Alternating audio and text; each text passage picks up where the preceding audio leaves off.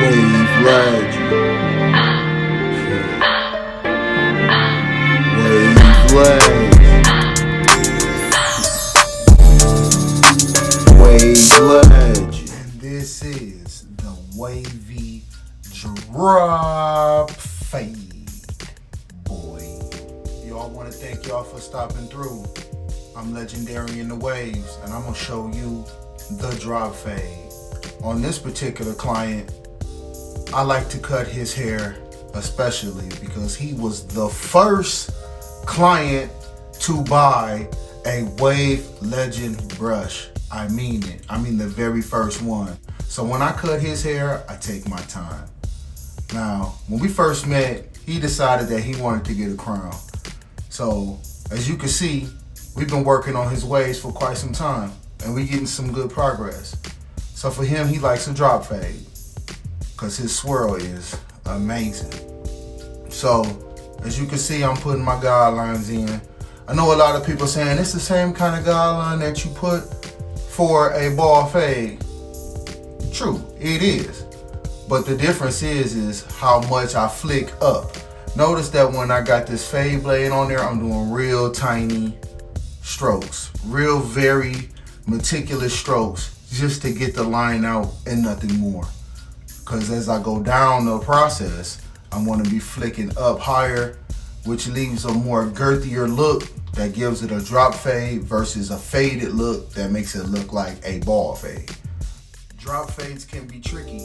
A lot of people try to make the curve with the guideline and do it themselves, but when it comes time to flick, now it's too high in the back, and now you almost have to have a ball fade.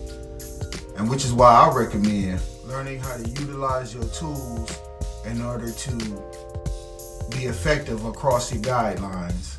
Once you make your guideline, you want to be able to know which clipper you need to take that guideline out. Remember, whatever you put that guideline in with, you got to use to get it out. So if you use a trimmer to put in that guideline, you know how hard it's going to be to get that guideline out? I'm just saying, because you got to take it out with what you put it in with. Now I got a higher guard, which means I'm doing higher passes on the curve of the head. Now I flick it completely out because I want to keep some girth, because I want to still give it a drop fade look versus a ball fade look. Okay, so now I'm feathering the bottom. And as you can see, look how that's turning out. That looks great. Oh.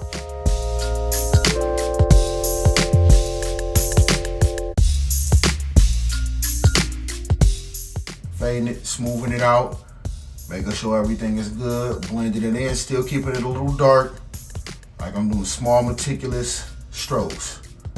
Now this is one of my favorite methods that I love to do to keep the fade symmetrical around the whole head.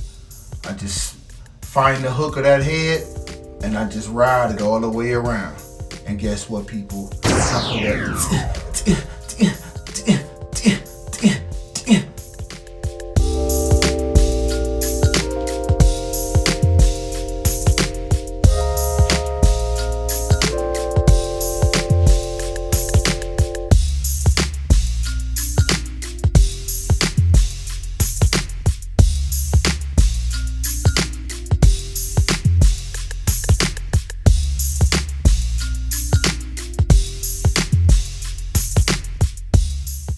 You know, finesse, don't press.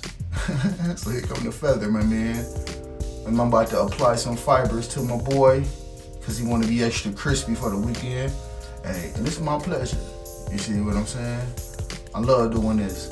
I got much love for this dude, man, for real. Cause when you bought the first Legend brush, I'm talking about the blue boy with the red bag. Man, I remember that one. Boy, I got much love for you. You know what I'm saying? So I'm gonna put a crispy on that man. Yeah, that's right. All day. Hit him with that spritz. You know what I'm saying? Cool him off, man, cause you don't want nobody in the chair sizzling. Come on now. Got him on fire over there. Cool the man off a little bit. You know what I'm saying? Treat the people right. And then that's when you get the right type of response you've been hoping for. Yeah, that's my man right there. Become legend. Yeah. brush, brush, brush, boy.